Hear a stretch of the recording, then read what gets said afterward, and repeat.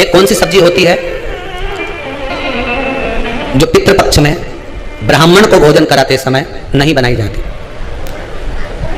एक तो कुमड़ा, दूसरा पत्ता गोभी, जो बंद गोभी होती है ना, वो बंद गोभी जो होती है ना पत्ता पत्ता वाली, उसकी भी सब्जी पितरों के ब्राह्मण अगर भोजन करता है तो उसमें नहीं बनाई जाती। एक कुमड़ा, ये जो पेठा बनता है ना कुमड़ा का, ये भी श्राद्ध पक्ष में नहीं खिलाया जाता।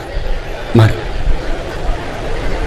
पूरा कोला पेड़ा बोलते हैं, क्या बोलते हैं उसको, श्राद्ध पक्ष में उसको भोजन में नहीं दिया जाता। ब्राह्मण के भोजन, महाराज ब्राह्मण के भोजन में श्राद्ध पक्ष में सबसे ज्यादा जरूरी है दूध की खीर, दूसरा तुरई या गिलकी का भोजन, या तो सब्जी बनाओ या भजिया बनाओ, कुछ भी बनाओ, तीसरा मांस की दाल का भोजन, उड़द की दाल का भोजन, उड़द की दाल का या तो दही बड़ा बना लो, इमरती बना लो, या फिर बड़ा बना लो या पकौड़ा बना लो, पर उसका भोजन होना जरूरी है।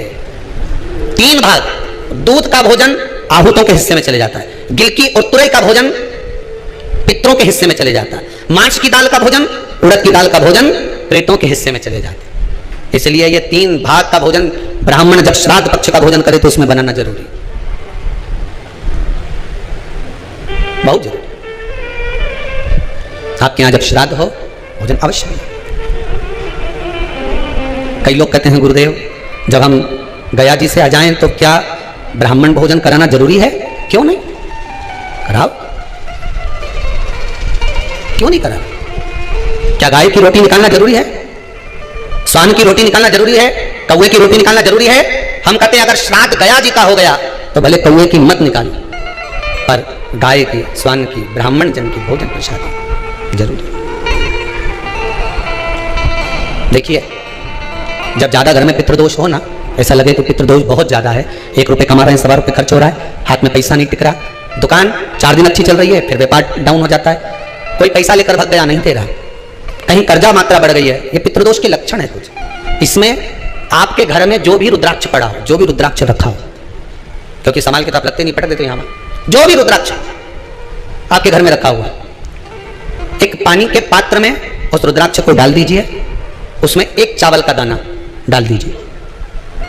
महाराज परिंदा जहां होता है, मटका, हंडा या रसोई घर में आपका जो पानी भरने का स्थान होता है, जिसको आरो वारो क्या क्या लगा के रखते हो, उसी के कहीं पास में उस कलश को रख दीजिए, ऊपर से उसको ढक दीजिए। शाम के समय, सुबह रखा 10 बजे से 12 बजे के बीच में, शाम के समय प्रदोष काल में भगवान शंकर का नाम स्मरण कर कर, ओम नमः शिवाय बोलकर, श्री शिवाय नमस्तुभ्यं बोलकर, या महामृत्युंजय मंत्र का स्मरण कर कर, या गायत्री मंत्र का स्मरण कर कर, जो मंत्र आपकी बुद्धि में, विवेक में समाहित हो, उस मंत्र का नाम लेकर राम कृष्ण हरि जो बोल सकते हो, एक घी का दिया अवश्य प्रज्वलित करें, लंबी बाती का।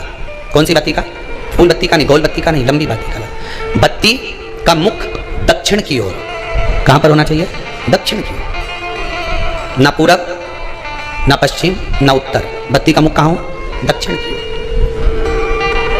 जैसे श्राद्ध पक्ष में ब्राह्मण को जब भोजन कराते हैं तो ब्राह्मण का मुख श्राद्ध पक्ष के भोजन कराते समय अगर पूरब, पश्चिम और उत्तर का होता है तो श्राद्ध के भोजन का फल नहीं मिलता, उसका मुख दक्षिण का होता है, तो हमारे घर के जितने भी पितर उस तिथि में गए होते हैं सबको उसका भाग मिल जाता है और पितृदोष समाप्त हो जाता है। इसलिए ब्राह्मण का मुख श्राद्ध पक्ष में भोजन कराते समय दक्षिण का होना चाहिए।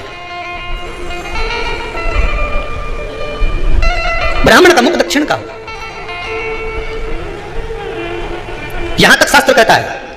महाराज अगर गौ माता को श्राद्ध पक्ष में अगर भोजन दे रहे हो तो गाय का मुख अगर दक्षिण का है, गाय का, आपका मुख भले उत्तर का हो, गाय का मुख दक्षिण का हो, आपका मुख भले पूरा पश्चिम नहीं का, गाय का मुख अगर दक्षिण में, अगर आपने दक्षिण में गाय को खड़ी कर रखा है, दक्षिण में उसका मुख आप भोजन दे रहे हो, तो शास्त्र कहता है कि किसी पिंड की जरूरत नहीं पड़ती, गाय स्वतः कल्याण कर देती है, गौ माता स्वतः कल्याण।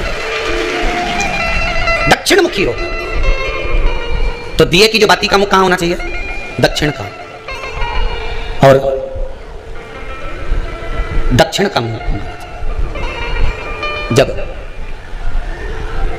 जब दक्षिण का मुख हो, दक्षिण की ओर बाती हो महाराज, तब दक्षिण की बाती जलाने के बाद में भगवान से वहीं पर प्रार्थना करें।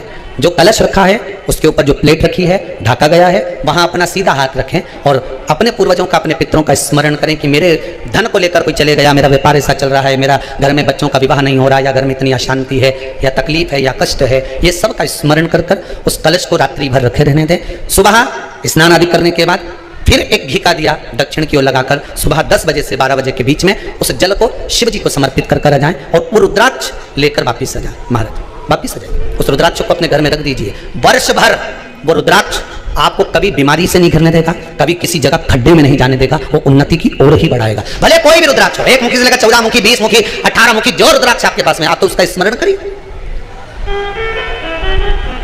आप उसका स्मरण करिए। रुद्राक्ष का जल शिव को समर्पित करें। पितरों के जितने भी द्वार हैं, पितरों के जितने भी दरवाजे हैं, पितृलोक में जितने भी पितृ विराजमान होते हैं महाराज, ये सब शंकर के ऊपर चढ़े हुए जल का भाग ग्रहण करते हैं, शिव के ऊपर चढ़ा। 33 कोटि देवताओं में से कोई एक देवता ऐसा बता दो जिसको काली तिल्ली चढ़ती हो, काली मिर्च चढ़ती हो, सारे वृक्षों की पत्तियां चढ़ती हो, सब तरह के पुष्प चढ़ते हो, दुर्वा भी चढ़ती हो, बेलपत्र भी चढ़ता हो, आग का पुष्प भी चढ़ता हो, धतूरा भी चढ़ता हो, जिसको भांग आदि भी चढ़ती हो, तुलसी की मंजरी भी चढ़ती हो। तुलसी की मंजरी भी शंकर को चढ़ती, तुलसी का दल नहीं, मंजरी वो भी चढ़ती। 33 कोटि देवताओं में कोई ऐसा देवता बता, संपूर्ण सामग्री है, भगवान केवल एक है, देव अधिदेव महादेव, जिनको काली तिल भी चढ़ रही है, काली मिर्च भी चढ़ रही है, जिनको संपूर्ण सामग्री भगवान शिव को समर्पित हो रही, संपूर्ण यहां तक राई, सरसों, राई के दाने तक भगवान शंकर को चढ़ते हैं। 1.25 लाख दाने का प्रमाण है महाराज शंकर जी को समर्पित करने का। सरसों चढ़ती, राई चढ़ती महाराज, पुष्प, बेलपत्र, दुर्वा, जगह जगह के पुष्प शिव को समर्पित होते हैं। पितृ, जब शंकर भगवान को जल चढ़ाया जाता है 16 श्राद्ध पक्ष में, 16 दिन श्राद्ध के जब हम भगवान शंकर को जल समर्पित करते हैं तो उसका भाग हमारे पितरों को प्राप्त होता है।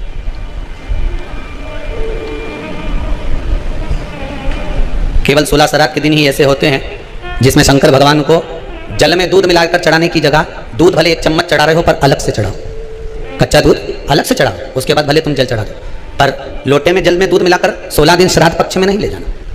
भले 1 चम्मच दूध लेकर जाओ, 1 कटोरी दूध लेकर जाओ, पर कच्चा दूध अलग से लेकर जाओ, शंकर भगवान को अलग से चढ़ाओ, क्योंकि 16 दिन श्राद्ध पक्ष के जब भगवान शंकर को दूध और जल चढ़ाया जाता है वो हमारे पितरों के खाते में चला जाता है, हमारे पितरों को उसका भाग मिलता है।